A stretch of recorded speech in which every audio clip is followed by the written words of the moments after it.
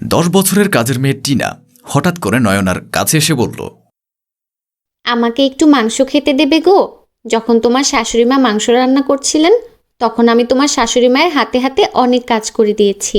পেঁয়াজ কেটে দিয়েছি, রসুন বেটে দিয়েছি, লঙ্কা বাটতে গিয়ে হাত জ্বালা করছিল, তবুও আমি সব কিছুই করেছি। একটু আগেই মাংস কষার গন্ধ পাচ্ছিলাম, তাই আমার খুব ইচ্ছে হলো একটু মাংস খাওয়ার। আমায় একটু দাও না, আমি ভাত দিয়ে খাবো। টিয়ার কথা শুনে ভীষণ মায়া হলো নয়নার। সে এক বাটি মাংস টিয়ার জন্য তুলে রাখল। তারপর হাসি মুখে বলল, তুই মাংস খাবি সেটা আগে বলিসনি তো, আমরা তো সবাই খেয়ে ফেলতাম তুই না বললে। খুব ভালো করলি আমাকে বললি, শাশুড়ি মা হলে হয়তো আশা পূরণ হতো না। নয়না মাংসের বাটিটা যে টিয়ার হাতে দিতে যাবে সে মুহূর্তে নয়নার শাশুড়িমা সেখানে এসে উপস্থিত হলেন। আর মাংস দিতে দেখে কড়া ভাষায় টিয়ার দিকে চোখ করে বললেন, মাংস দেখলে সবসময় জিভ লক লক করে ওঠে তাই না? তুই যখন পেঁয়াজ কাটছিলি আমি তো তখনই বললাম আজকে যেন মাংস খাওয়ার জন্য বায়না করবি না। সেটা মনে নেই বুঝি? আমি বারণ করেছি বলে অমনি আমার বৌমার কাছে লোভীর মতো মাংস চাওয়া হচ্ছে। আর তিনিও তো এক পায়ে খাড়া, কাজের লোকে কি চাইছে না চাইছে অমনি উনি বাটি ভর্তি করে তাকে দিয়ে দেবেন। এসব যদি বাপের বাড়ি থেকে আসতো তাহলে বুঝতাম কত দান ছত্র খুলতে পারে। সবই তো শ্বশুরবাড়ির জিনিস, এসব দান দিতে লজ্জা করে না বুঝি? নয়না অবাক হয়ে গেল তার শাশুড়ি মায়ের এই ধরনের আচরণ দেখে। মাত্র এক বাটি তো মাংস, খাবার জিনিস দিলেও এত আপত্তি।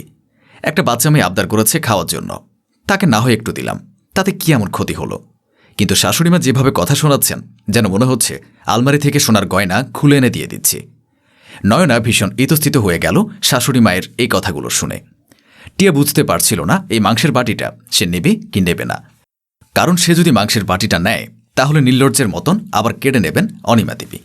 সেই ভেবে মাংস নেওয়ার জন্য হাত বাড়ালেও পরে আবার হাতটাকে নিজের কাছে সরিয়ে নেয় টিয়া। তাকে হাত সরাতে দেখে নয়না বলে, কিরে, হাত সরিয়ে নিলি যে? আমি তো বললাম আমি মাংস দিচ্ছি তোকে, মায়ের কথায় কিছু মনে করিস না। উনি ওই রকমই, সবার সাথে ওইভাবে কথা বলেন। মাংস খেতে ইচ্ছে হয়েছে বড় মুখ করে বলেছিস, তোকে যদি না দিই সেই মাংস কি আর আমি খেতে পারবো? খেতে বসলেই তোর কথা মনে পড়বে। তুই তো আমার ছোট বোনের মতন, তোকে আমি অনেক দিন থেকেই দেখছি, তাই আমি কখনই এই মাংস আর ঘরের ভেতরে ভরতে পারবো না। অনিমা দেবীর এটা ভেবেই ভীষণ রাগ হচ্ছিল যে তার বৌমা তাকে উপেক্ষা করে কাজের মেয়ের হাতে মাংস তুলে দিচ্ছে। এসব তার একদমই পছন্দ নয়। তার মাথার উপর ছড়ি ঘোরানোর মানুষজনদের উনি দু চোখে দেখতে পারেন না। মাংসের বাটিটা নয়নার হাত থেকে প্রায় এক প্রকার কেড়ে নিলেন অনিমা দেবী। তারপর বললেন, এই মাংস আজ আমি কুকুরকে খাওয়াবো, তবুও তোকে দিতে দেব না। তার কারণ হচ্ছে যেটা আমি বারণ করেছি সেটা এ বাড়িতে কিছুতেই হতে পারে না।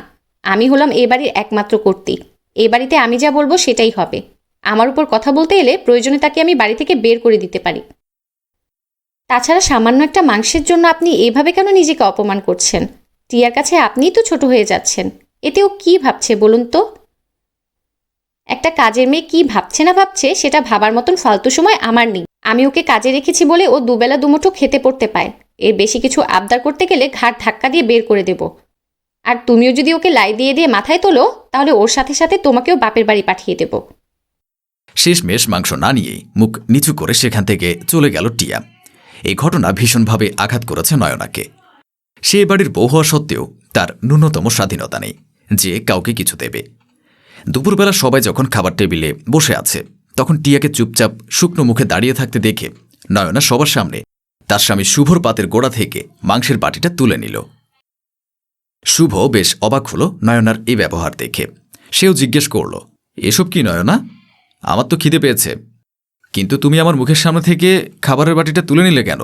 জানো না খাবার সময় এই ধরনের আচরণ অন্যায়? এসব কি অসভ্যতা বৌমা? ছেলেটা আমার অফিস থেকে ফিরে ক্লান্ত মুখে খেতে বসেছে, আর তুমি তার মুখের সামনে থেকে খাবার তুলে নিচ্ছ? এত বড় সাহস তোমার! খারাপ লাগলো তো মুখের সামনে থেকে খাবারের বাটিটা তুলে নিলাম? তোমার কি মনে হয় না ভালো খাবার সকলেরই একটু আধটু খেতে ইচ্ছে করে? সে তো ইচ্ছে করে, সবার ইচ্ছে করে, কিন্তু সেই ঘটনার সঙ্গে আমার মুখের সামনে থেকে খাবারের বাটি তুলে নেওয়ার কি সম্পর্ক? অনিমা দেবী বুঝতে পারছিলেন বৌমা কোন প্রসঙ্গে কথাটা বলেছে। উনি আরেক হাতা মাংস নিয়ে নিজের ছেলে শুভর পাতে দিলেন।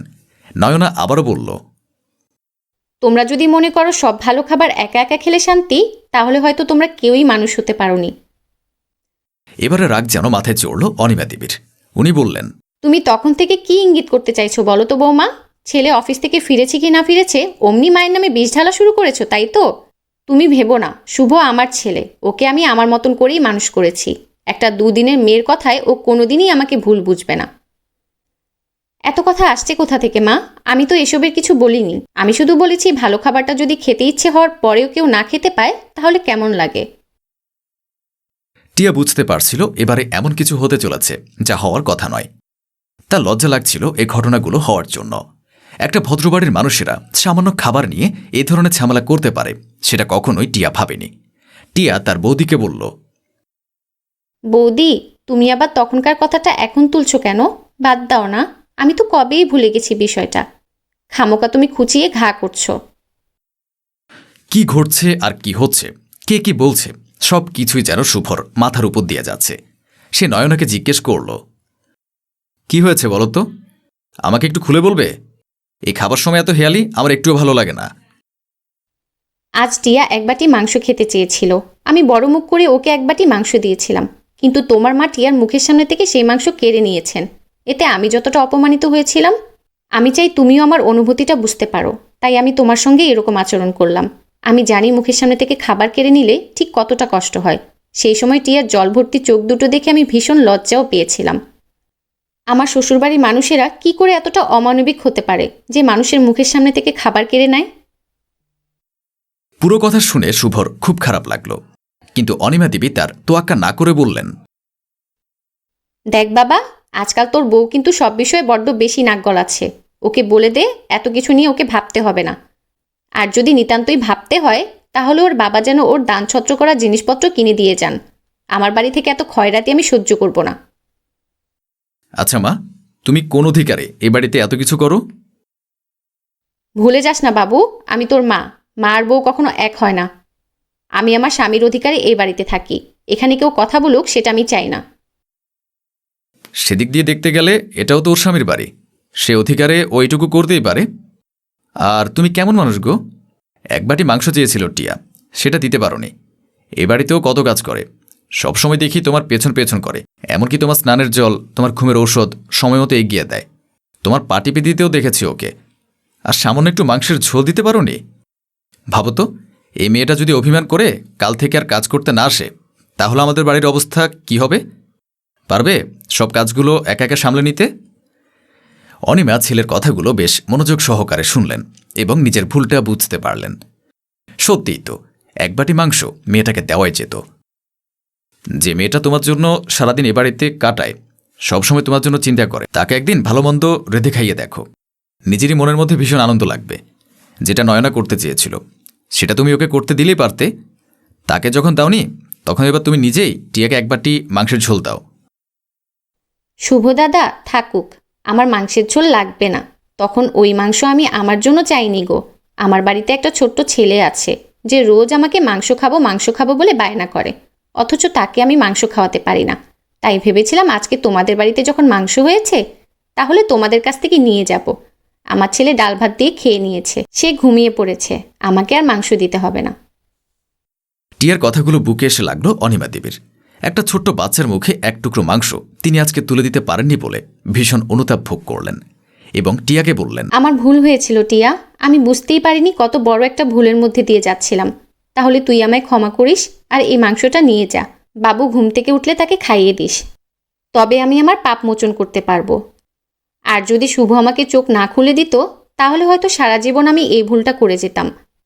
কাজের লোকেরাও যে বাড়ির অবিচ্ছেদ অঙ্গ হয় সেটা আমি প্রায় ভুলতে বসেছিলাম। তুই ছাড়া আমি বাড়ির সবগুলো কাজ একা সামলাতেই পারতাম না।